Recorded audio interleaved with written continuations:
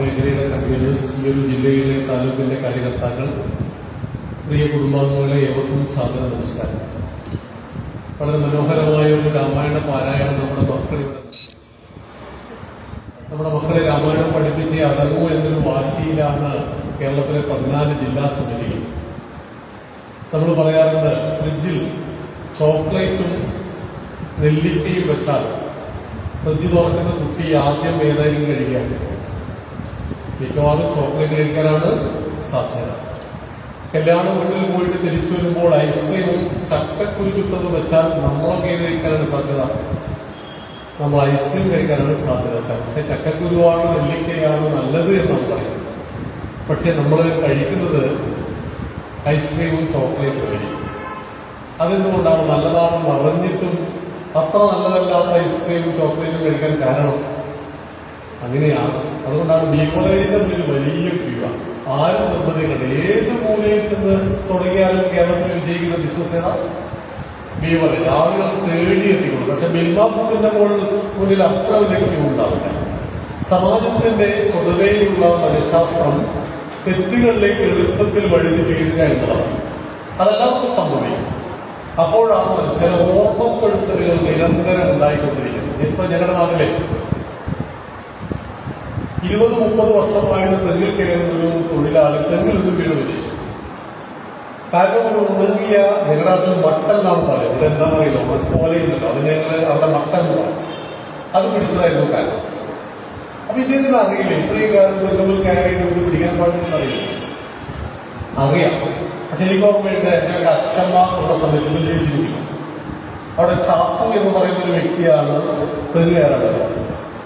അപ്പൊ അച്ഛമ്മ ഈ തെങ്ങിന്റെ കുറച്ച് അകലെയായിട്ട് നിന്നിട്ട് ഇങ്ങനെ വിളിച്ചു പറഞ്ഞുകൊണ്ടേയിരിക്കും, ചാത്തു അവിടെ ശ്രദ്ധിക്കണം, ഇവിടെ ശ്രദ്ധിക്കണം, പാവകളെ പിടിക്കരുത്, ഇത് ചെയ്യരുത്, അത് ചെയ്യരുത് എന്ന് പറഞ്ഞുകൊണ്ടേയിരിക്കും.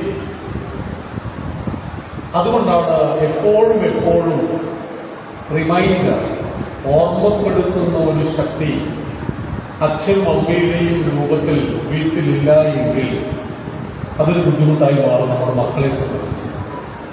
അങ്ങനെയെങ്കിൽ ലോകത്തെ മുഴുവൻ സത്യത്തെയും ധർമ്മത്തെയും നിരന്തരം ഓർമ്മപ്പെടുത്തിക്കൊണ്ടിരിക്കുന്ന ഒരു വലിയ ചാലക ശക്തിയുണ്ട്. അതാണ് ശ്രീരാമചന്ദ്ര മഹാദേവൻ. എന്നും എക്കാലത്തും സത്യത്തെയും ധർമ്മത്തെയും നീതിയെയും ദയാസഹതാപം ഒപ്പം ശക്തി 14,000 രാക്ഷസന്മാരെ 72 മിനിറ്റ് കൊണ്ട് നമ്മുടെ ശൂർപ്പണയുടെ മൂക്ക് ചെത്തിയ വിഷയവുമായി ബന്ധപ്പെട്ട് ചോദിക്കാൻ വന്നപ്പോ ഭഗവാൻ കാലപ്പുലിക്ക് അയച്ചിട്ടുണ്ട്. അതേ ഭഗവാന്റെ അച്ഛൻ മരിച്ചത് വാക്ക് പാലിക്കാൻ വേണ്ടിയാണ്. കൊടുത്ത വാക്ക് പാലിക്കാൻ വേണ്ടി ഒരാൾക്ക് ഹൃദയം കൂട്ടി മരിക്കേണ്ടി വന്നു. രാമായണം നമുക്ക് തന്ന വലിയൊരു സന്ദേശമാണ്. വേണമെങ്കിൽ പറയാമായിരുന്നു കൈകേയിയോട്, അന്ന് ഞാനങ്ങനെ പറഞ്ഞിട്ടില്ല. വേണമെങ്കിൽ പറയാമായിരുന്നു ദ്രൗപദിയോട്, ക്ഷമിക്കണം കൈകേയിയോട്, അന്ന് ഞാൻ ആവേശത്തിൽ പറഞ്ഞതാണ്, ഇന്നത് ബാധകമല്ല എന്ന്. നിഷേധിച്ചാൽ കൈകേയിക്ക് ഒന്നും ചെയ്യാൻ സാധ്യമല്ല. കോസല മഹാസാമ്രാജ്യത്തിന്റെ ചക്രവർത്തി ഞാനൊരു വാക്ക് പറഞ്ഞില്ലെന്ന് പറഞ്ഞാൽ, അത് ചെയ്യുവാൻ എനിക്കിപ്പോൾ സൗകര്യമില്ലെന്ന് പറഞ്ഞാൽ പ്രതിഷേധിക്കുവാനുള്ള ധൈര്യവും തന്നെയൊന്നും ആകില്ല കൈകേയി. ഇപ്പൊ കൈകേയി ചോദിക്കുന്നുണ്ട്, എന്നെ സ്നേഹമാണെങ്കിൽ എന്നോട് പറഞ്ഞ വാക്ക് ഓർമ്മയുണ്ടാവില്ലേ? അപ്പോൾ ദശരഥൻ സന്തോഷത്തോടുകൂടി പറഞ്ഞു, പിന്നെ പറഞ്ഞ വാക്ക് എനിക്കൊരിക്കലും പറഞ്ഞില്ല. അങ്ങനെയെങ്കിൽ ഞാൻ പറഞ്ഞ അങ്ങ് തരാമെന്ന് പറഞ്ഞ 2 വനം ഇപ്പോൾ തരുമോ? തരാമല്ലോ. അങ്ങ് വാക്കുമാറുമോ? അപ്പോൾ ഒന്നുകൂടി ഡയലോഗ് ഘടിപ്പിച്ചു ദശരഥൻ. ഇക്ഷ്വാകു വംശത്തിലെ രാജാക്കന്മാർ വാക്ക് മാറണമെങ്കിൽ സൂര്യൻ പടിഞ്ഞാറുണ്ടികൾ നടക്കുന്ന കാര്യമാണോ? അത്ര പോലും സാധ്യമല്ല വാക്ക് മാറൽ എന്ന് പറഞ്ഞപ്പോഴാണ് എന്റെ മകൻ ഭരതനെ രാജാവാക്കണം, രാമനെ 14 കൊല്ലം കാട്ടിലേക്ക് പറഞ്ഞയക്കണം എന്ന് ഇദ്ദേഹം ബോധം കേട്ടിട്ടുണ്ട്. ബോധം വന്നു കഴിഞ്ഞപ്പോ ഇദ്ദേഹം ഏറ്റവും വലിയ തോന്നിയാസം വിളിച്ചു വരെ കൈകേയി. നമ്മുടെ സംസ്കൃതത്തിലാണ് വിളിക്കുന്നത്. സംസ്കൃതത്തിൽ ഏറ്റവും വലിയ തോന്നിയാസം ഏതാ? നീചെ ദുഷ്ടേ രാക്ഷസ. ഇതിന്റെ അപ്പുറം ഒന്നില്ല. ഇംഗ്ലീഷിലാണെങ്കിൽ ഇഷ്ടം പോലെ, മറ്റേത് ഭാഷയിലുണ്ട്. നിങ്ങൾക്കൊരു തെറി വിളിക്കുവാൻ പോലും സംസ്കൃതത്തിൽ വകുപ്പില്ല. എന്നിട്ട് ഭാര്യ മാറുന്നില്ലെന്ന് കണ്ടപ്പോൾ സറണ്ടറായി. കാൽക്കൽ വീണ് പറഞ്ഞു, ഭരതന് രാജാവാക്കാം, പക്ഷെ രാമന് ചന്ദ്രൻ അത് പറഞ്ഞിരുന്നത്. അപ്പോൾ മന്ദരയുടെ സ്വാധീനം ഉണ്ടായി. മന്ദര പറഞ്ഞു കൊടുത്തിട്ടുണ്ട്, രാമൻ ആ നാട്ടിലുണ്ടെങ്കിൽ ഭരതനെ ഒരാൾ ബഹുമാനിക്കില്ല. ഭരതനേറെ സന്തോഷമാകുമെന്ന് കരുതിയിട്ടാണ് കൈകൈ ഇതൊക്കെ ചെയ്തത്. എന്റെ മകൻ ഭരതന് വളരെ സന്തോഷമാണ്. അവൻ അവിടെ ഇല്ല, കേകയ രാജ്യത്താണ്. കൈകയുടെ അച്ഛനെ കാണാൻ പോയതാണ്, മുത്തച്ഛനെ കാണുവാൻ പോയിരിക്കുകയാണ് ഭരതനും ശത്രുഘ്നും. തിരിച്ചു വരുമ്പോൾ കൈവന്നയിൽ ഒരു മഹാസാമ്രാജ്യം വെച്ചുകൊടുത്ത് തന്റെ മകനെ ഏറെ സന്തോഷിപ്പിക്കാമെന്ന് ധരിച്ച മൂഢയായ ഒരു അമ്മ കൂടിയാണ്. പക്ഷേ രാമൻ കാട്ടിലേക്ക് പോയപ്പോൾ രാമ രാമ വിളിച്ചുകൊണ്ട് ഹൃദയം പൊട്ടി മരിച്ചുപോയി. ആര്? ദശരഥൻ. വാക്കിന്റെ വില നമ്മുടെ ജീവിതത്തിൽ ഉണ്ടാകണമെങ്കിൽ, നമ്മുടെ മക്കളുടെ ജീവിതത്തിൽ വാക്കിന് വില ഉണ്ടാകണമെങ്കിൽ അവിടെ ഉള്ളിൽ 5-ാമത്തെ വയസ്സിൽ രാമൻ ഉണ്ടാവും. അവിടെ ഉള്ളിൽ 5-ാമത്തെ വയസ്സിൽ ദശരഥ മഹാരാജാവ് ഉണ്ടാകും. പറഞ്ഞ വാക്ക് പാലിക്കാൻ വേണ്ടി ഹൃദയം പൊട്ടി മരിച്ചുപോയ രാജാവിന്റെ മൂത്തപുത്രൻ ശ്രീരാമചന്ദ്ര മഹാദേവനെ മകൻ കൊടുത്ത വാക്കല്ല, അച്ഛൻ കൊടുത്ത വാക്കാണ് 14 കൊല്ലം കാട്ടിൽ പോകേണ്ടത്. അച്ഛൻ പറഞ്ഞാൽ അത് അച്ഛൻ പാലിക്കണം. മക്കൾക്ക് എന്താ ബാധകം എന്നൊക്കെ ചോദിക്കുന്ന ആധുനിക കാലഘട്ടത്തിൽ അച്ഛന്റെ അഭിമാനം എന്റെ അഭിമാനമാണ്, അച്ഛന്റെ വാക്ക് എന്റെ വാക്കാണ്. അച്ഛന്റെ വാക്ക് പാലിക്കാൻ 14,000 വർഷം കാട്ടിൽ പോകുവാനും ഞാൻ തയ്യാറാണെന്ന് പ്രഖ്യാപിക്കുന്ന ശ്രീരാമചന്ദ്രൻ പുത്രൻ ആണ്. 1-ാം നരകത്തിൽ നിന്നും പിതാവിനെ ത്രാണനം ചെയ്യിക്കുന്നവനാരും അവൻ പുത്രൻ പുത്രി. 1-ാം നരകാണ്. ചുരുക്കി പറഞ്ഞാൽ അച്ഛനെയും അമ്മയെയും നരകത്തിൽ പതിക്കാതെ നോക്കുന്ന മക്കളുടെ പേരാണ് പുത്രൻ പുത്രി. നരകത്തിൽ പതിപ്പിക്കുന്ന മക്കളെ നിങ്ങൾ എന്ന് വിളിച്ചോണം ഡോക്ടർ, സൺ എന്നൊക്കെ വിളിച്ചേക്കാം, അല്ലെങ്കിൽ മകൻ മകൾ എന്നൊക്കെ വിളിച്ചേക്കാം. തന്റെ പ്രവൃത്തി കാരണം തന്റെ അച്ഛനും അമ്മയും ദുഃഖം വരാതിരിക്കുവാൻ ശ്രദ്ധിക്കുന്ന മക്കൾ, തന്റെ സ്വാർത്ഥത കാരണം തന്റെ അച്ഛനും അമ്മയും നിത്യ നരകത്തിൽ പതിക്കാതിരിക്കുവാൻ ശ്രദ്ധിക്കുന്ന മക്കളുടെ പേരാണ് പുത്രൻ. അങ്ങനെയെങ്കിൽ രാമനെന്ന പുത്രനെ 5-ാമത്തെ വയസ്സ് മുതൽ നമ്മുടെ കുട്ടികൾ പഠിക്കും. കെമിസ്ട്രിയും ഫിസിക്സും പഠിക്കുന്നത് നമ്മൾ, ബയോളജി മാത്തമാറ്റിക്സും പഠിക്കുന്നത് എന്തിന്? പരീക്ഷയ്ക്ക് വേണ്ടി. അതുകൊണ്ട് 9-ാം ക്ലാസ്സിൽ പഠിച്ച ഒരു മാത്തമാറ്റിക്സിനും 10-ാം ക്ലാസ്സിൽ പഠിച്ച കുട്ടിക്ക് ഓർമ്മ ഉണ്ടാവില്ല. 10-ാം ക്ലാസ്സിൽ പഠിച്ച ഒരു കെമിസ്ട്രിയും ഡിഗ്രിക്ക് പഠിക്കുമ്പോഴേക്ക് ആ കുട്ടിക്ക് ഓർമ്മ ഉണ്ടാവില്ല. പഠിക്കുന്നു മറക്കുന്നു, പഠിക്കുന്നു മറക്കുന്നു, പുതിയത് പഠിക്കുന്നുണ്ട്, പക്ഷെ പഴയത് മറന്നേ പോയിക്കൊണ്ടിരിക്കുന്നു. അത് പരീക്ഷയ്ക്ക് വേണ്ടി 45 മിനിറ്റ് സബ്ജക്ട് എക്സ്പെർട്ടായ അധ്യാപകന്മാർ വന്നുകൊണ്ട് വ്യത്യസ്ത വിഷയങ്ങൾ എടുക്കുന്നു. അടുത്ത ക്ലാസ്സുകളിലേക്ക് നമ്മൾ കയറി പോകുന്നു. പക്ഷേ ഇത് ജീവിത ഗ്രന്ഥിയല്ല. അതുകൊണ്ടാണ് 2014 ഒരു കണക്കിന്റെ അടിസ്ഥാനത്തിൽ തന്നെയാണ് ഈ പാഠശാല ആരംഭിക്കാനും കാരണം. കണക്കിലായിരുന്നു 100 പേർ ആത്മഹത്യ ചെയ്യുമ്പോൾ കേരളത്തിലെ ഹിന്ദുക്കൾ എത്രയാണ് ഹിന്ദുക്കൾ? 95 ഹിന്ദു, 4 ക്രിസ്ത്യാനി, 1 മുസ്ലിം. ഇത് കോട്ടക്കണക്കല്ലോ, എന്റെ കണക്കുമല്ല, ഇത് സർക്കാരിന്റെ കണക്ക്. നിങ്ങൾ ഈ വൈക്കം പഞ്ചായത്തിൽ ആത്മഹത്യ നടന്നതെന്ന് എനിക്കറിയില്ല. ഇനി ആത്മഹത്യ നടന്നവരുടെ കണക്ക് 10 വർഷത്തിനിടയിൽ ഉണ്ടെങ്കിൽ എടുത്തു നോക്കൂ. നിങ്ങൾ ഹിന്ദുവല്ലാത്ത ഒരാളെ കാണാൻ ബുദ്ധിമുട്ടായിരിക്കും. 100 പേർ ആത്മഹത്യ ചെയ്യുമ്പോൾ 95 ഹിന്ദു ആവുന്നത് ഹിന്ദുവിൽ ദൈവങ്ങളില്ലാഞ്ഞിട്ടാണോ? ബാക്കിയെല്ലാം ഓരോ ദൈവം. എത്രയാ? 33 കോടി ദൈവങ്ങൾ. വൈക്കത്തപ്പനുണ്ട്, ഗുരുവായൂരപ്പനുണ്ട്, ശബരിമല അയ്യപ്പനുണ്ട്, അല്ലേ, ശ്രീധർമ്മശാസ്താവുണ്ട്, കാളിയുണ്ട്, കരിക്കാളിയുണ്ട്, കുട്ടിച്ചാത്തനുണ്ട്, കരിക്കുട്ടിച്ചാത്തനുണ്ട്, ദുർഗയുണ്ട്, എന്തൊക്കെ. ഒരു ഹൈപ്പർ മാർക്കറ്റിൽ കയറിയതുപോലെ ദൈവങ്ങളെ സെലക്ട് ചെയ്യുവാനുണ്ടായ ഹിന്ദു. ബാക്കി എല്ലാവർക്കും ഓരോ പുസ്തകം, ഒരു ബൈബിളും ഒരു ഖുറാനും. നമുക്കെങ്ങനെയാണ്? 4 വേദം, 5 ഉപവേദം, 6 വേദാന്തം, 18 പുരാണം, 108 ഉപനിഷത്ത്, 64 കലകൾ, 2 ഇതിഹാസങ്ങൾ, അർത്ഥശാസ്ത്രം, കാമശാസ്ത്രം, മൊത്തം നിരത്തി വെച്ചാൽ വൈക്കം പ്രദേശം മൊത്തമായിട്ട് അത്രയേറെ ഗ്രന്ഥശേഖരങ്ങൾ. ഗുരുക്കന്മാരില്ലാഞ്ഞിട്ടാണ്. സദാശിവ സമാരംഭം ശങ്കരാചാര്യ മധ്യമാം അസ്മദാചാര്യ പര്യന്താം വന്ദേ ഗുരുപരമ്പര എന്ന് പറയുന്ന ഗുരുപരമ്പര അമൃതാനന്ദമയി അമ്മയുടെ രൂപത്തിലും ശ്രീ ശ്രീ രവിശങ്കരുടെ രൂപത്തിലും സത്യസായി ബാബയുടെ രൂപത്തിലും ചിദാനന്ദപുരി സ്വാമിയുടെ രൂപത്തിലും ഇന്നും എന്നും അവതരിച്ചുകൊണ്ടേയിരിക്കുന്ന മണ്ണിൽ 100 ആത്മഹത്യയിൽ 95 ഹിന്ദുവാകുന്നത് എന്തുകൊണ്ട്? ഈ പുസ്തകമൊന്നും മറച്ചു നോക്കിയിട്ടില്ല. അതാണ് പൂജാമുറിയിൽ വെച്ച് പൂജിക്കുക. പൂജാമുറിയിൽ വെച്ച് പൂജിക്കേണ്ടതാണ് രാമായണവും മഹാഭാരതവും എന്ന് ഹിന്ദുക്കളെ ആരൊക്കെയോ പഠിപ്പിച്ചു കൊടുത്തപ്പോൾ ഒരു രക്ഷയില്ലാതെ 1982 എറണാകുളത്ത് ഒരു വിശാല ഹിന്ദു സമ്മേളനം. വിശാല ഹിന്ദു സമ്മേളനത്തിൽ സ്വകീയ പരമേശ്വരന്റെ നേതൃത്വത്തിൽ അനേകം സന്യാസിമാരൊക്കെയുള്ള അവിടെ വെച്ചിട്ട് കർക്കിടകത്തെ രാമായണ മാസമായിട്ട് ആചരിക്കുവാൻ തീരുമാനം. കർക്കിടകം കള്ളകർക്കിടകമല്ല, പഞ്ഞക്കർക്കിടകമല്ല, ഇത് രാമായണ മാസമാണെന്ന് പറഞ്ഞപ്പോൾ നമ്മുടെ കേരളത്തിൽ ഹിന്ദുക്കളെ മാത്രം തെളിവിച്ചാണ് കുറെ ബുദ്ധിജീവിയാണ്. അവർ പറഞ്ഞു, രാമനെ കുറിച്ച് പഠിച്ചിട്ട് ഇപ്പൊ എന്താ കാര്യം? PSCക്ക് ചോദ്യം വരുമോ? രാമൻ ഉണ്ടായിരുന്നോ? രാമൻ ഏത് എന്തിനീ കുറയിലാണ് പഠിച്ചത്? രാമൻ കെട്ടിയ പാലം അവിടെയുണ്ടോ? രാമായണം മനുഷ്യനെ പ്രാകൃതികത്തിലേക്ക് കൊണ്ടുപോകുന്നു എന്നൊക്കെ പറഞ്ഞ് ഹിന്ദുവിനെ ആ രാമായണ പാരായണത്തിൽ നിന്നും പിന്തിരിപ്പിക്കാൻ പരിശ്രമിച്ച് കുറെ അതിൽ വീഴ്ത്തി. പക്ഷെ പതുക്കെ ഹൈന്ദവ സമൂഹം രാമായണത്തെയും രാമായണത്തിന്റെ ചീളുകളെയും വേണ്ടിയെടുത്തു. ആദ്യകാലം രാമായണം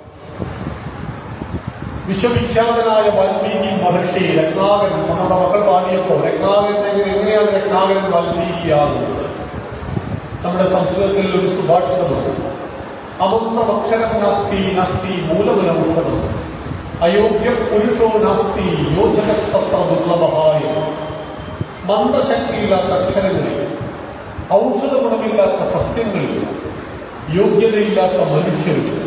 പക്ഷെ ഈ യോഗ്യതയെ കണ്ടെത്തി സംയോജിപ്പിക്കുന്ന യോജകസ്തത്ര ദുർലഭ, സംയോജകന്മാരാണ് ദുർലഭമായിട്ടുള്ളത്. സപ്തർഷികളെ തടുത്തു നിർത്തിയപ്പോൾ സപ്തർഷികൾ ചോദിച്ച ചോദ്യത്തിന് മറുപടി പറയാൻ പറ്റാതെ വിഷണ്ണനായ രത്നാകരൻ തന്റെ ഭാര്യയുടെ അരികിലേക്ക് ഓടിയിട്ട് ചോദ്യത്തിന് ഉത്തരം കണ്ടെത്തുമ്പോൾ ഭാര്യ മഹതി പറയുന്നു, താൻ നിരന്തരം ചെയ്യുന്ന കർമ്മങ്ങൾ താൻ അനുഭവിച്ചിട്ട് തന്നെ വരൂ. ഇത് ഷെയർ ചെയ്യാനല്ല. നിങ്ങൾ ചെയ്യുന്ന കർമ്മത്തിന്റെ ഫലം അച്ഛൻ ചെയ്യുന്ന കർമ്മത്തിന്റെ ഫലം അച്ഛന്, അമ്മ ചെയ്യുന്നതിനോ അമ്മയ്ക്ക്. അതുകൊണ്ട് ചില ആളുകൾ പറയും, എനിക്ക് കൂടി വേണ്ടി ഒന്ന് പ്രാർത്ഥിക്കണം. അങ്ങനെ സംവിധാനം ഉണ്ടാവും. പ്രാർത്ഥനയ്ക്ക് വേണ്ടി ആളുകളെ പറഞ്ഞേക്കാൻ ഇല്ലേ? അതൊക്കെ ബീവറേജിൽ എനിക്ക് വേണ്ടിയിട്ട് ഒരു കുപ്പി നീ കൊണ്ട് മേടിച്ചോന്ന് ഞാൻ മനസ്സിലാവും. പക്ഷെ വൈക്കത്തപ്പന്റെ അമ്പലത്തിൽ പോകുമ്പോൾ എനിക്ക് നേരില്ല, എനിക്ക് വേണ്ടിയിട്ട് നീ പോയി പ്രാർത്ഥിച്ചോളൂ. അങ്ങനെ നിങ്ങൾക്ക് വേണ്ടി ഞാൻ ഭക്ഷണം കഴിച്ചാൽ മതിയോ? നിങ്ങൾക്ക് വേണ്ടി ഞാൻ കുളിച്ചാൽ മതിയോ? അപ്പൊ നിങ്ങൾക്ക് വേണ്ടി ഞാൻ പ്രവർത്തിച്ചാൽ മതിയോ? അപ്പൊ അങ്ങനെ രത്നാകരന്റെ ഭാര്യയുടെ മറുപടി രത്നാകരനെ ഇരുത്തി ചിന്തിപ്പിച്ചു. തന്റെ തെറ്റുകൾ തിരിച്ചറിയുന്ന രത്നാകരൻ തെറ്റുകൾ പരിശോധിച്ചില്ല. കുഴിയിൽ വീഴുന്നതല്ല, കുഴിയിൽ കിടക്കുന്നതാണ്. വീഴുന്നതല്ല, വീഴുന്നത് നമ്മൾ കണ്ടിട്ടില്ല കുഴി. പക്ഷെ അവിടെ കിടക്കരുത്. കുഴിയിൽ വീഴാൻ ചെടി പറ്റിയേക്കാം. കഴുകി വൃത്തിയാക്കുവാനുള്ള മനസ്സ് നമുക്കുണ്ടെങ്കിൽ എപ്പോഴും ശുദ്ധീകരണ പ്രക്രിയ നടന്നുകൊണ്ടേയിരിക്കും. രത്നാകരൻ കാട്ടാളൻ ആളുകളെ പിടിച്ചു പറിച്ച് മോഷ്ടിച്ച് ജീവിച്ച ഏറ്റവും നികൃഷ്ടമായ ജന്മത്തിനെ വാൽമീകത്തിൽ മൺകുറ്റിന്റെ ഉള്ളിലാക്കി കളഞ്ഞു സപ്തർഷികൾ. എങ്ങനെയാ മൺകുറ്റിന്റെ ഉള്ളിലായത്? രാമ രാമ രാമ രാമ രാമ രാമ ജപിച്ചപ്പോൾ ഏകാഗ്രത വർദ്ധിച്ച് തന്റെ ചുറ്റുമുള്ള എല്ലാം ഉപേക്ഷിച്ച് ശരീരബോധത്തെ ഉപേക്ഷിച്ച് ഞാൻ ശരീരമല്ല ഞാൻ ആത്മാവെന്ന തലത്തിലേക്ക് ഉയർന്നു പോയപ്പോൾ ശരീരം ഇങ്ങനെ ചിതർമൂടുന്നത് പോലും ഇദ്ദേഹം അറിഞ്ഞില്ല എന്ന് പറയുന്ന വ്യാഖ്യാനത്തിനൊടുവിൽ ദേശസപ്തർഷികൾ തന്നെ ആ വാൽമീകത്തിന്റെ ഉള്ളിൽ നിന്ന് രത്നാകരനെ പുറത്തെടുത്തപ്പോൾ അദ്ദേഹം അറിയുന്നു വാൽമീകി മഹർഷിയായിട്ട്. അദ്ദേഹമാണ് ശ്രീരാമചന്ദ്ര മഹാദേവനെ 24,000 ശ്ലോകങ്ങളിൽ 7 കാണ്ഡങ്ങളിൽ നമുക്ക് പരിചയപ്പെടുത്തി. ആ ശ്രീരാമചന്ദ്ര മഹാദേവന്റെ ജീവിതമായ രാമായണത്തെ അധികരിച്ച് ലോകത്തിലെ ഒരുവിധം ഭാഷകളിൽ രാമായണം വ്യാഖ്യാനങ്ങളുണ്ടായി.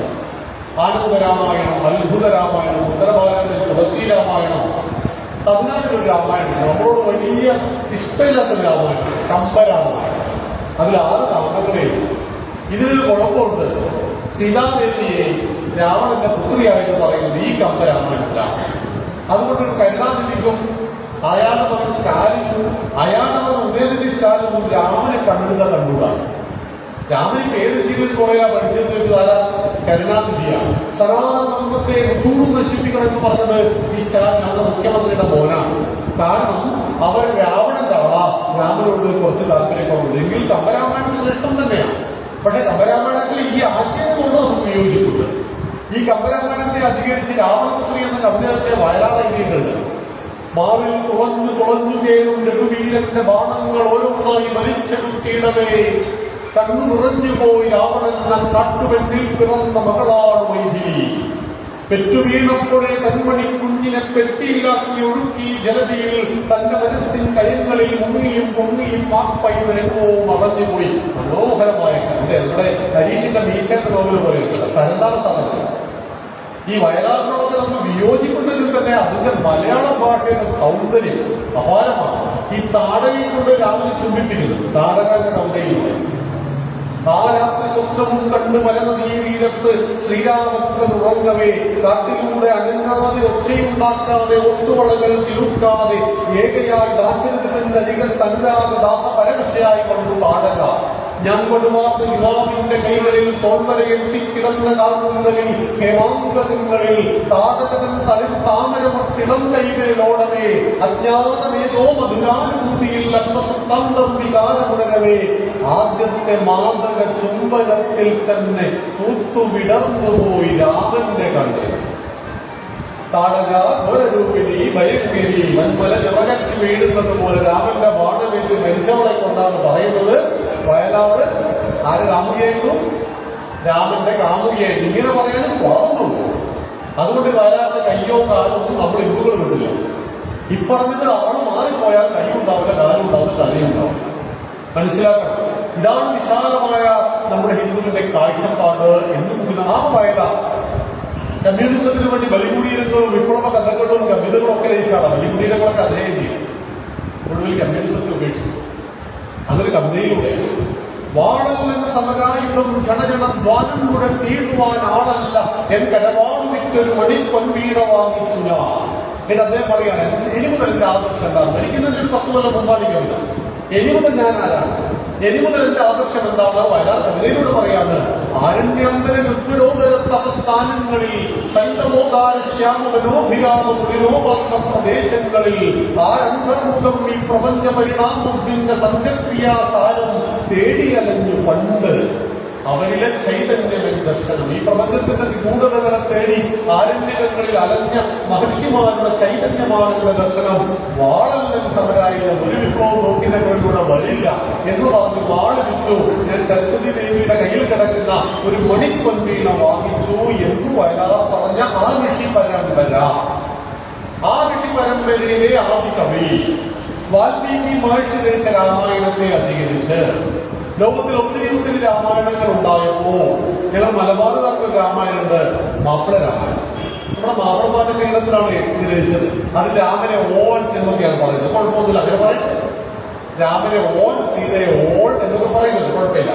പക്ഷേ ദൈവികതയുടെ നിറകുടമായിട്ട് 70% സംസ്കൃതത്തെയും 30% മലയാളത്തെയും ഏകദേശം പുറത്തിണക്കി കാവ്യഭംഗിയുടെ വൃത്തം, ഉപമ, ഉൾപ്രേക്ഷ, സമാസം എല്ലാത്തിനെയും കൂട്ടി യോജിപ്പിച്ച് അതിമനോഹരമായ രീതിയിൽ മലയാള ഭാഷയുടെ പിതാവ് തുഞ്ചത്ത് രാമാനുജൻ എഴുത്തച്ഛനാൽ വിരചിതമായ അധ്യാത്മ രാമായണം, ഒരു കിളി പോലും പാടാൻ കൊതിക്കുന്ന പാട്ട്, കിളിപ്പാട്ട്. അതാണ് 1982 കർക്കിടക മാസം പാടണമെന്ന് ഹിന്ദുക്കൾ തീരുമാനിച്ചു. അപ്പൊ 81 യജ്ഞപരമാണ് ഉണ്ടായത്? അല്ല, നൂറ്റാണ്ടുകൾക്ക് മുമ്പ്. പക്ഷേ ഹിന്ദുക്കൾ ഇത് പൂജാമുറിയിൽ വെച്ച് പൂജിച്ചു. രാമനെയും സീതയെയും ലക്ഷ്മണനെയും ഭരതനെയും പഠിക്കുവാൻ തയ്യാറായില്ല. പണ്ടൊരു രാജാവ് ഉണ്ടായിരുന്നു, അതുകൊണ്ട് ഒരു പ്രയോജനം തോന്നില്ല. പണ്ടൊരു രാജാവ് ഉണ്ടായിരുന്നു എന്ന ദശരഥന്റെ കഥ പഠിച്ചത് കൊണ്ട് ജീവിതത്തിൽ ഒരു പ്രയോജനവുമില്ല. അധ്യാത്മ രാമായണത്തിലെ രാമനും ദൈവമായ രാമനും വാൽമീകി രാമായണത്തിലെ രാമനും മനുഷ്യനായ രാമനുമാണ്. ഈ 2 രാമന്മാരും നമുക്ക് ഒരുപോലെ പ്രയോജനം ചെയ്യും. ഏറെ പ്രയോജനം ചെയ്യുക മനുഷ്യനായ രാമനാണ്. ഒരു മനുഷ്യനുണ്ടാകുന്ന പ്രതിസന്ധി ഘട്ടത്തിൽ രാമന്റെ നിലപാടുകളാണ് വാൽമീകി രചിത രാമായണത്തിൽ അർത്ഥമാക്കുന്നത്. അവിടെയാണ് രാമായണത്തിലെ ആ ചീളുകൾ നമ്മുടെ മക്കൾ വളരെ മനോഹരമായിട്ട് പാടി.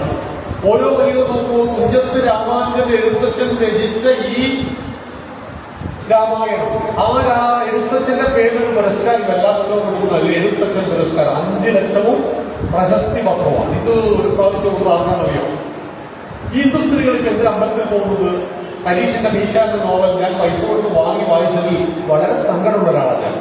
നമ്മൾ ഇത്തരം എന്താ ചബോൾ പുസ്തകങ്ങളൊന്നും പൈസ കൊണ്ട് വാങ്ങരുത്, നമുക്ക് വായിക്കാനും പാടില്ല. അവിടെ ഹിന്ദുക്കൾക്ക് പണി തരുന്ന ഒരു വീഡിയോയും ഞാൻ ഷെയർ ചെയ്യാം. നമ്മൾ വിചാരിക്കും ഇത് കൂടുതൽ ഹിന്ദുക്കളിലേക്ക് എത്തിച്ചാൽ എന്താ കുഴപ്പം? ഒരിക്കലും നമ്മൾ ചെയ്യാൻ പാടില്ല. കാരണം നമുക്കിട്ട് പണി തരുന്ന, നമ്മളെ അവതരിപ്പിക്കുന്ന വീഡിയോ നമ്മളായിട്ട് അവരുടെ യൂട്യൂബിൽ എന്ത് ചെയ്യരുത്, ആളെ കൂട്ടി കൊടുക്കരുത്. നമുക്ക് ഈ ആശയത്തെയൊക്കെ പറയാം, അതിൽ ആശയങ്ങൾ കടമെടുത്തുകൊണ്ട് നമുക്കതിനെ വിമർശിക്കാം, നമുക്കതിനോട് മറുപടിയൊക്കെ കൊടുക്കാം. പക്ഷെ അവന്റേതായ വീഡിയോ നമ്മളായിട്ട് ഷെയർ ചെയ്ത് കൊടുക്കാതിരിക്കണം. അപ്പോ ഈ അലീഷിന്റെ നോവൽ പറയുകയാണ്, ഈ ഹിന്ദു സ്ത്രീകൾ എവിടുന്നാണ് രാവിലെ വരുന്നത്? അപ്പൊ ഇവർ അമ്പലത്തിൽ വരികയാണ്, കുളിച്ചൊരുങ്ങിയാണല്ലോ ഇവർ വരുന്നത്. അത് ഇവർ ദൈവത്തെ ആരാധിക്കാൻ പോയതാണല്ലോ? അല്ലല്ല, അവർ ദൈവത്തെ ആരാധിക്കാൻ പോയതല്ല, അവർ ശാന്തിക്കാരനുമായിട്ട് ഒളിസേവർക്ക് പോയതാണ്.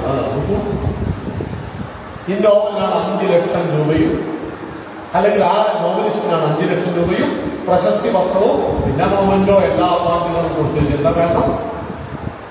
എഴുത്തച്ഛന്റെ പേരിൽ മറ്റേത് പേരുള്ള പുരസ്കാരം കൊടുത്തോട്ടെ, ഇനി താടകയുടെ പേരിലാണ് പുരസ്കാരം, ചൂർപ്പടകയുടെ പേരിലാണ് പുരസ്കാരം, അതൊക്കെ ആരും കൊടുത്തോട്ടെ, പരീക്ഷന് കൊടുക്കട്ടെ. പക്ഷെ മലയാള ഭാഷയുടെ പിതാവ് തുഞ്ചത്ത് രാമാനുജൻ എഴുത്തച്ഛന്റെ പേരിലുള്ള പുരസ്കാരം ആർക്ക് കൊടുക്കുന്നു? ഹിന്ദു സ്ത്രീകളെ അങ്ങേയറ്റം അവഹേളിച്ച ഇത്തരം സാഹിത്യകാരന്മാർക്ക് കൊടുക്കുമ്പോഴാണ് നാം നമ്മുടെ ധർമ്മത്തെ, നമ്മുടെ ആചാരത്തെ, നമ്മുടെ രാമായണത്തെ, നമ്മുടെ മഹാഭാരതം, നമ്മുടെ ഭഗവത്ഗീതയൊക്കെ തിരിച്ചുപിടിക്കുക. ആരും തിരിച്ചുപിടിക്കും? കേരളം ഭരിക്കുന്നവർ തിരിച്ചുപിടിക്കും. രാഷ്ട്രീയക്കാർക്ക് ഇതൊക്കെ സമയമുണ്ടോ? ആരാണ് ഇത് തിരിച്ചുപിടിക്കുക? ഒരു മുസൽമാന്റെ ജീവിതത്തിൽ എത്ര പ്രാധാന്യമുണ്ട് ഖുർആൻ എന്നതുപോലെ, ഒരു ക്രൈസ്തവ സഹോദരന്റെ ജീവിതത്തിൽ എത്ര പ്രാധാന്യമുണ്ട് ബൈബിൾ എന്നതുപോലെ, ഒരു ഹിന്ദുവിന്റെ ജീവിതത്തിൽ അത്രമാത്രം പ്രാധാന്യമുണ്ടാകണം രാമായണത്തിന്. 982 മുതൽ ഹിന്ദുക്കൾ രാമായണം പഠിച്ചു തുടങ്ങിയപ്പോൾ, വായിക്കാൻ തുടങ്ങിയപ്പോൾ ഒത്തിരി അന്ധവിശ്വാസി കൂടിയാണ് ഹിന്ദു.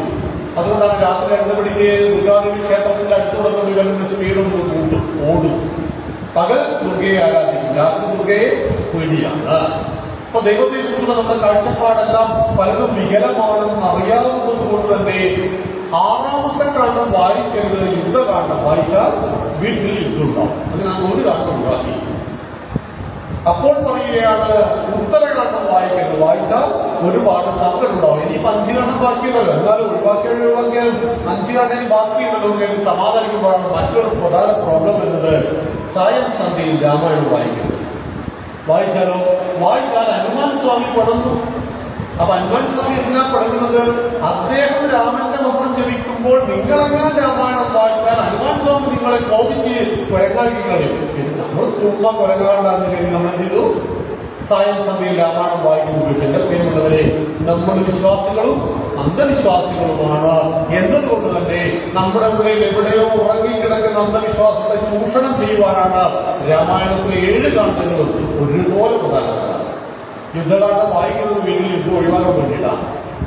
ഹനുമാൻ സ്വാമി രാമായണം വായിക്കുമ്പോൾ, രാമന്റെ നാമം ജപിക്കുമ്പോ പിറകിൽ പോയിട്ട് നമ്മൾ എന്ത് ചെയ്യണം? രാമന്റെ മന്ത്രം ജപിക്കണം. അപ്പൊ ഹനുമാൻ ഇഷ്ടാവില്ലയോ? നിങ്ങൾ ഈ വൈക്കം ശിവക്ഷേത്രത്തിൽ ഓ നമശിവായ ജപിച്ചുകൊണ്ടിരിക്കുമ്പോൾ നിങ്ങൾ ഒരാൾ മാത്രമേ ഉള്ളൂ, ജപിക്കാൻ 10 ആൾ ബേക്ക് വന്നത് നിങ്ങൾക്ക് സന്തോഷവും സങ്കടവും. ഒരു മനുഷ്യന് പോലും സന്തോഷമാകുന്നുവെങ്കിൽ ഹനുമാൻ സ്വാമിക്ക് സന്തോഷമില്ലേ? ദേവനല്ല ഹനുമാൻ സ്വാമി. അപ്പൊ ഇങ്ങനെയുള്ള അന്ധവിശ്വാസങ്ങളിൽ നിന്ന് ഹിന്ദുക്കൾ കരകയറി അമ്പലം നിന്ന് ചുമരിലെ വിഗ്രഹങ്ങൾ അല്ലല്ലേ എന്ന് വിളിച്ചു പറഞ്ഞവർ അമ്പലം കമ്മിറ്റിയുടെ പ്രസിഡന്റാകുവാൻ ഓടി നടക്കുന്ന ഒരു വർത്തമാന കാലഘട്ടത്തിലാണ് സനാതന ധർമ്മപാഠശാല. ഇത് 60 വയസ്സ് കഴിഞ്ഞ മുത്തശ്ശിമാർ മാത്രം വായിച്ചാൽ പോരാ. ഞാൻ പ്രഭാഷണത്തിൽ ക്ഷേത്രങ്ങൾ അങ്ങനെ പോകാറില്ല. കാരണം 60 വയസ്സ് കഴിഞ്ഞ മുത്തശ്ശിമാർക്കുള്ളതാണ് പ്രഭാഷണം എന്ന് ആരോഗ്യം പറഞ്ഞു വെച്ചിരിക്കും. മുത്തശ്ശിമാർക്ക് രാമായണം ഇപ്പോൾ യുവതി വന്നിട്ടൊരു ക്യാമ്പ് നടന്നുകൊണ്ടിരിക്കുകയാണ്. അപ്പൊ ഞങ്ങൾ ചോദിച്ചു രാമായണം വായിക്കാറുണ്ടോ? അപ്പോൾ ഒരു 35 വയസ്സ് ചോദിക്കുന്ന യുവതി പറയാണ്, എനിക്കതിന് പ്രായമായിട്ടില്ല, എനിക്കതിനുള്ള പ്രായമായിട്ടില്ല. അപ്പൊ നമ്മൾ പറയാം റിട്ടയർമെന്റ് പ്രായം 55 വയസ്സെന്ന് പറയാറില്ലേ? ഇതുപോലെയാണ് പറയുന്നത്, എനിക്കതിനുള്ള പ്രായമായിട്ടില്ല. നിങ്ങൾ ഉദ്ദേശിച്ച പ്രായത്തിലാണ് ആകുന്നത്. ഇന്നലെയും കർക്കിടക 1-ന് രാമായണത്തിന്റെ ഫോട്ടോ ഉണ്ടായിരുന്നു. പക്ഷെ രാമായണം വായിക്കുന്നവരും മുത്തശ്ശിയല്ലേ? കുട്ടി എവിടെ ഇരുന്നത്? കുട്ടി അപ്പുറത്താണ്. നേരെ തിരിച്ചാൽ വേണ്ടത്. കുട്ടി വായിക്കണം, മുത്തശ്ശി കേൾക്കണം. മുത്തശ്ശിക്കല്ലേ ജെല്ലി ഓർക്കുന്നത്. അപ്പൊ അവിടെയാണ് ഇത് പ്രായമുള്ള ആളുകൾ വായിക്കേണ്ടതാണ്. ആധ്യാത്മികത എന്ന് പറഞ്ഞാൽ ഹിന്ദുവിൽ മാത്രം 60 വയസ്സിന് മേലെ എന്ന വിദ്യാസങ്കല്പത്തെ വളർത്തുമ്പോഴാണ് നമ്മുടെ മക്കളെ പിന്നാലെ ഓടിച്ചിട്ട് പിടിക്കാൻ പാഠശാല തീരുമാനിച്ചത്. അങ്ങനെ 2500 കുട്ടികൾ നമ്മുടെ ഗ്രൂപ്പിൽ ജോയിൻ ചെയ്തു. അച്ഛനമ്മയും തള്ളിവിട്ടതായിരിക്കും ഒരു 1000 കുട്ടികളെ പോയി നന്നായി പാടാം എന്നൊക്കെ പറഞ്ഞിട്ടായിരിക്കും തള്ളിവിട്ടിട്ടുണ്ടാവുക. പക്ഷെ എല്ലാവരും പിടിതരില്ല. നമ്മൾ ഓടിക്കൊണ്ടേയിരിക്കണം, പിടിക്കാതിരിക്കാൻ അവരും ഓടിക്കൊണ്ടേയിരിക്കും. പക്ഷേ ആരുടെ ഓട്ടത്തിനാണോ കരുതുന്നത് അതിന്റെ അടിസ്ഥാനത്തിലാണ് മക്കളെ പിടിക്കുക. കാരണം നല്ല കാര്യങ്ങൾ ചെയ്യുവാൻ പ്രോത്സാഹനം ആവശ്യമുണ്ട്. എന്നാൽ മൊബൈൽ കൈ കൊടുത്തിട്ട് 10 മണിക്കൂർ കാണാൻ പറഞ്ഞാൽ നിങ്ങൾ കുട്ടിയെ ഒരു നിർബന്ധയും ഇത് ആവശ്യമില്ല. ചോക്ലേറ്റ് എത്ര കഴിക്കാൻ പറഞ്ഞാലും ഒരു നിർബന്ധത്തിന്റെയും ആവശ്യമില്ല. ഐസ്ക്രീം കഴിക്കാൻ പറഞ്ഞാൽ എത്ര മണിക്കൂർ റീൽ കാണുവാൻ അവർക്ക് ഒരു നിർബന്ധത്തിന്റെയും ആവശ്യമില്ല. അവരുടെ ജീവിതത്തിൽ ഡാമേജ് ഉണ്ടാക്കുന്ന കാര്യങ്ങൾ ചെയ്യുവാൻ നിങ്ങൾ നിർബന്ധിക്കേണ്ടതില്ല. അവർ തേടി വന്ന് ചെയ്യും. അവരുടെ ജീവിതത്തിന്റെ ഭാഗമായിട്ട് അത് വരും. പക്ഷേ പിന്നീട് നമുക്ക് അവരെ നിയന്ത്രിക്കാൻ കഴിയില്ല. അവർ നമ്മുടെ കൺട്രോളിൽ നിന്ന് അവർ കിട്ടും. 15,000 പേർ കൗൺസിലിംഗ് നടത്തിയ ഒരു പാഠശാലയിലെ സംയോജകൻ എന്ന രീതിയിൽ ഞങ്ങളുടെ കൂടെ 800 കൗൺസിലേഴ്സ്. ഈ കൗൺസിലേഴ്സ് അവരുടെ അനുഭവങ്ങൾ പറയുമ്പോൾ ഒരു 80% മക്കളെക്കുറിച്ചുള്ള പരാതി പറയുന്ന മാതാപിതാക്കളുടെ ചരിത്രമാണ്. മിക്കവാറും കൗമാരപ്രായം കഴിഞ്ഞ മക്കൾ 13 മുതൽ 19 വരെയാണ് അപകടം പിടിച്ച പ്രായം. 13 ടീനേജ് തുടങ്ങിയാണ് ഡബ്ല്യു. ഇതെവിടെ അവസാനിക്കുക? 19 വയസ്സ്. 13 വയസ്സ് മുതൽ 19 വയസ്സ് വരെ കൗമാരപ്രായത്തിൽ കുട്ടികളെടുക്കുന്ന തീരുമാനങ്ങൾ മിക്കവാറും പലതും തെറ്റായിരിക്കും. അപ്പൊ ആ 13 മുതൽ 19 വരെയുള്ള നമ്മുടെ ശ്രദ്ധ 19 കഴിഞ്ഞാൽ പിന്നെ 20 ആണ്. ഡബ്ല്യു തീർന്നു. പിന്നെ 21 ആണ് പുരുഷന്റെ മെച്യൂരിറ്റിയുടെ പക്വതയുടെ പ്രായമായിട്ട് സർക്കാർ കണക്കാക്കിയിരിക്കും. കല്യാണ പ്രായം എത്രയാണ്? 21. സ്ത്രീക്കോ 18. ഇപ്പൊ അത് നരേന്ദ്രമോദി സർക്കാർ അത് മാറ്റണമെന്നാണ് പറയുന്നത്. പുരുഷന്റെ പ്രായം നല്ല സ്ത്രീക്കും കൊടുക്കണം. 21 വയസ്സെന്ന് പറയുമ്പോൾ ജസ്റ്റ് ഡിഗ്രി കഴിയുന്ന പ്രായം. 17 വയസ്സിലാണല്ലോ +2. അപ്പൊ 3 വർഷം ഡിഗ്രി. അപ്പൊ 21 വയസ്സെന്ന് പറഞ്ഞാൽ ഡിഗ്രി കഴിഞ്ഞ പ്രായം. അപ്പൊ ഒരു പെൺകുട്ടിയുടെ ജീവിതം സെറ്റ് ചെയ്യുവാൻ അവൾക്ക് 21 വയസ്സ് മിനിമം കൊടുക്കണം. അപ്പൊ കല്യാണത്തിന്റെ പ്രായം 21. അപ്പൊ ഞങ്ങളുടെ മലബാറിന്റെ പ്രശ്നം ഇത് കുറച്ചേരം പോയത് 15 തരുമോ എന്നുള്ളതാണ് ചോദ്യം. അപ്പോഴാണ് നമ്മൾ ഹിന്ദുക്കൾ സമസ്ത ലോകത്തിലും സുഖമാശയം വധിച്ചതാണ്. എല്ലാ മതങ്ങളെയും വിശ്വങ്ങളെയും ഈ മണ്ണിലേക്ക് സ്വീകരിച്ചതാണ്. ക്രിസ്ത്യാനിയും മുസൽമാനും ജൂതനും പാഴ്സിയും കമ്മ്യൂണിസ്റ്റും ഒക്കെ വന്നപ്പോൾ നമ്മൾ സ്വീകരിച്ചു. പക്ഷെ നഷ്ടം മാത്രമേ നമുക്കുണ്ടായിട്ടുള്ളൂ. ഭാരതമാതാവിനെ വെട്ടിമുറിച്ചുകൊണ്ടാണ് നമുക്ക് 947 സ്വാതന്ത്ര്യം ലഭിച്ചത്. അതുകൊണ്ടാണ് മറഞ്ഞു മഹത്തായ ഗാന്ധാരദേശം, മറഞ്ഞു മഹോദാര ബ്രഹ്മപ്രദേശം, മുറിഞ്ഞെത്തു വീണു മനോരംഗലങ്ക, മഹാദേവിയും കാലിലെ കൊഞ്ചിലങ്ക എന്ന് കവി വേദനയോടുകൂടി പാടിയത്. ഈ ലോകത്തിന് മുഴുവൻ മാതൃകയായി വിശ്വഗുരുസ്ഥാനത്ത് പ്രതിഷ്ഠിക്കപ്പെട്ട 64 ദശലക്ഷം ചതുരശ്ര കിലോമീറ്റർ വ്യാപിച്ചിരുന്ന എന്റെ അഖണ്ഡ ഭാരതത്തിന്റെ ഇന്നത്തെ നീട്ടവും വീതിയും 36 ദശലക്ഷം ചതുരശ്ര കിലോമീറ്ററായി ചുരുങ്ങിയിരിക്കുന്നു. 28 സംസ്ഥാനങ്ങളിൽ ഇന്ത്യ മഹാരാജ്യം എന്ന് നാം വിളിക്കുന്ന ഈ മണ്ണെങ്ങനെ ചുരുങ്ങിപ്പോയി? രാമൻ ജനിച്ച മണ്ണെങ്ങനെ ചുരുങ്ങി? കാരണം രാമന്റെ വഴിയിൽ നിന്ന് നാം വ്യതിചലിച്ചു പോയി. അതുകൊണ്ടാണ് ഒരിക്കൽ വിവേകാനന്ദ സ്വാമികൾ പറഞ്ഞിട്ടുണ്ട്, ബുദ്ധൻ ഒരു ആട്ടുകുട്ടി എഴുതിച്ചു, 1000 വർഷക്കാലം അടിമത്വം ഭാരതത്തിന് സമ്മാനിച്ചുവെന്ന്. കപിലവസ്തുവിലെ സിദ്ധാർത്ഥ രാജകുമാരൻ ശ്രീബുദ്ധനായി മാറിയപ്പോൾ രാജാക്കന്മാരുടെ മതമായിട്ട് ബുദ്ധമതം മാറി. കലിംഗ യുദ്ധത്തിന് ശേഷം അശോക ചക്രവർത്തിയും ബുദ്ധമതം സ്വീകരിച്ചപ്പോൾ സാമന്ത രാജാക്കന്മാരും ബുദ്ധമതം സ്വീകരിച്ചു. അവര് രാജാധികാരം ഉപേക്ഷിച്ചു, സൈന്യത്തെ പിരിച്ചു, ആയുധമില്ലായ്മ ചെയ്തു. സൈന്യവും ആയുധമില്ലാത്ത ഒരു നാട്ടിലേക്ക് 10 തലമുറ കഴിഞ്ഞപ്പോൾ പ്രതികരണശേഷി നഷ്ടപ്പെട്ട യുവാക്കൾ കുടികൊള്ളുന്ന ഒരു നാട്ടിലേക്ക് ഗസ്നിയും ഗോറിയും കിഞ്ചിയും തുഗ്ലക്കും ബാബറും മുബിയറും ഷാജഹാനും ബഹദൂർ ഷാ രണ്ടാമൻ വരെ കയറി കളിച്ചപ്പോൾ ഗാന്ധാരദേശം അഫ്ഗാനിസ്ഥാനമായി, പാഞ്ചാലദേശം പാകിസ്ഥാനമായി, ബംഗാളദേശം ബംഗ്ലാദേശായി മാറി, ബ്രഹ്മപ്രദേശം മ്യാൻമാറായി തീർന്നു. 2000 കിലോമീറ്റർ പോയത്. പക്ഷെ അതിന്റെ ഇപ്പുറം ഗുജറാത്തിന്റെ, രാജസ്ഥാന്റെ, പഞ്ചാബിന്റെ ഇപ്പുറം കടന്നു കയറുവാൻ ഇവർക്ക് കഴിയാതെ പോലെ നിന്നുകൊണ്ട് ബുദ്ധമതത്തിന് സ്വാധീനമില്ല എന്നതുകൊണ്ട് അവിടെ ഉണ്ടായിരുന്നവർ ആരായിരുന്നു? ദശപ്രഹരണധാരിണി എന്ന് വിശ്വസിച്ചവർ, ഭാരതമാതാവിനെ ദുർഗയോട് ഉപമിച്ചവർ, 10 കൈകളിൽ ദുർഗാ ദശപ്രഹരണധാരിണി 10 കൈകളിൽ ആയുധം ധരിച്ച ദുർഗയെ ആരാധിക്കുന്നവർ, ശക്തിയുടെ പ്രതീകമായിട്ട് ആയുധ പൂജ നടത്തുന്നവർ, അല്ലേ? വിജയദശമികളല്ലേ മഹാനവമിക്ക് ആയുധ പൂജ നടത്തുന്നവർ. അങ്ങനെ ഒരു കൈയിൽ മഹാവിഷ്ണുവിന് ശംഖുണ്ടെങ്കിൽ മറുകയിൽ ചക്രവും ഗദയും ഉണ്ടെന്ന് നോക്ക് എന്ന് തിരിച്ചറിഞ്ഞവർ. അങ്ങനെയുള്ള ഹിന്ദുക്കൾ ജീവിക്കുന്ന 33 കോടി ദൈവങ്ങളും ആയുധം ധരിച്ച ഹിന്ദുക്കൾ ആരാധിക്കുന്ന ആ ദൈവങ്ങളെ പൂജിക്കുന്ന ഹിന്ദുക്കൾ ഈ സംസ്കാരത്തെ നശിപ്പിക്കാതിരിക്കാൻ പടപൊരുതിക്കൊണ്ടേയിരുന്നു. ഒടുവിലാണ് 947 ഈ മണ്ണിന്റെ വലിയൊരു ശതമാനം നമുക്ക് നഷ്ടപ്പെട്ടു. ഈ അവശേഷിച്ച ഭാരതത്തിൽ ഇന്നും രാമരാജ്യത്തിലേക്കുള്ള കുതിപ്പിലാണ് ഭാരതം. 500 കൊല്ലത്തെ പോരാട്ടത്തിനുള്ളിൽ അയോധ്യയിൽ രാമക്ഷേത്രം തിരിച്ചു പിടിച്ചു. അതും പോയിട്ടുണ്ടാവും. പോത്രത്തിന് പോണം. ഭവ്യമായ ക്ഷേത്രമാണ് ഉയർന്നു കഴിഞ്ഞു. പണികൾ നടന്നുകൊണ്ടിരിക്കുന്നു. ഇനി തീരാൻ 2 വർഷം പിടിക്കും. 75ഓളം ഏക്കർ ഭൂമിയിൽ 2000 കോടി രൂപ ആവശ്യപ്പെട്ടിട്ട് 4600 കോടി ഹിന്ദുക്കൾ ദാനം നൽകിയിട്ട് ഉണ്ടാക്കപ്പെടുന്ന ആ മഹാക്ഷേത്രം എന്തിനായിരുന്നു തിരക്ക് പിടിച്ചെന്ന് ആളുകൾ ചോദിക്കും. തെരഞ്ഞെടുപ്പായിട്ടുള്ള വിഷയം ഒരു തെരഞ്ഞെടുപ്പായിട്ടുള്ള വിഷയം. നിങ്ങൾ 2022 ജനുവരി 22 മുമ്പ് അയോധ്യയിൽ പോയിരുന്നുവെങ്കിൽ നമുക്ക് കാണുവാൻ കഴിയും എവിടെയായിരുന്നു നമ്മുടെ രാമൻ. രാമനൊരു ഷെഡിലായിരുന്നു. സീതാദേവി എവിടെയാണ് നേപ്പാളിൽ. ലോകത്ത് ജനിപ്പിക്കുന്ന ഭവ്യമായ ക്ഷേത്രം സീതാദേവിക്ക്. ആ സീതാദേവിയുടെ പതി ശ്രീരാമചന്ദ്ര മഹാദേവന്റെ ഷെഡിൽ, താക്കോലിന്റെ ഷെഡിൽ. ആ രാമനെ ഭവ്യമായ ക്ഷേത്രത്തിൽ രാമലല്ലയായി പ്രതിഷ്ഠിക്കണമെന്ന് തീരുമാനിച്ചാൽ അതൊരു ദിവസം വൈകാൻ പാടുണ്ടാവും. അതൊരു ദിവസം നേരത്തെ ആയിരിക്കും. അതുകൊണ്ടാണ് 1ാമത്തെ നിലയുടെ പണി കഴിഞ്ഞപ്പോഴേ അയോധ്യയിലെ രാമക്ഷേത്രത്തിന്റെ പ്രതിഷ്ഠാപനം നടത്തിയത്. 2-3 നിലയുടെ പണി ഇപ്പോൾ തുറന്നുകൊണ്ടിരിക്കുകയാണ്. നമ്മളൊക്കെ വീടുണ്ടാക്കാൻ വേണ്ടിയിട്ട് ചില ഷെഡിലൊക്കെ താമസിക്കും. പക്ഷെ വീടിന്റെ പണിയൊക്കെ ഏറെ പൂർത്തിയായാൽ ഒരു മുറി മാത്രം പ്ലാസ്റ്ററിങ് ചെയ്തിട്ട് പെയിന്റ് അടിച്ചിട്ട് നമ്മൾ കൊടുക്കുന്നില്ലേ. ഇതുപോലെ രാമക്ഷേത്രത്തിന്റെ പണിയൊന്നും കഴിഞ്ഞിട്ടില്ല. പക്ഷേ അർഹമായ ശ്രീകോവിലുള്ളിൽ നമ്മുടെ രാമനെ പ്രതിഷ്ഠിക്കേണ്ടത് 1 മണിക്കൂർ മുമ്പെങ്കിൽ അങ്ങനെ ചെയ്യണമെന്ന് തീരുമാനിച്ചതിന്റെ അടിസ്ഥാനത്തിലാണ് ആ രാമക്ഷേത്രം സംജാതമായത് എന്നറിയുക. ആ രാമന്റെ നാട് മഹാത്മാഗാന്ധി 1920 കാലഘട്ടത്തിൽ ഇന്ത്യൻ സ്വാതന്ത്ര്യ സമരത്തിന് നേതൃത്വം. മഹാത്മജി അതുവരെ ദക്ഷിണാഫ്രിക്കയിലേക്ക്. അദ്ദേഹത്തെ ഭാരതത്തിൽ പരിചയമില്ല. നിങ്ങൾ ആരാണെന്ന് പലരും ചോദിക്കും. അപ്പോഴാണ് ഒരു കയ്യിൽ ഭഗവത്ഗീതയും മറുകയിൽ തുളസിമാലയുമായിട്ട് അദ്ദേഹം ഇറങ്ങിയപ്പോൾ ആളുകൾ ചോദിച്ചു, മഹാത്മജി നമ്മളിപ്പോ സാഹിബിനെ ഓടിച്ചിട്ട് ഏത് രാജ്യം ഉണ്ടാക്കാൻ പോകുന്നത്? മഹാത്മജി എന്താ പറഞ്ഞത്? രാമരാജ്യം. സാഹിബിനെ ഓടിച്ചിട്ട് നമ്മൾ ഉണ്ടാക്കാൻ പോകുന്ന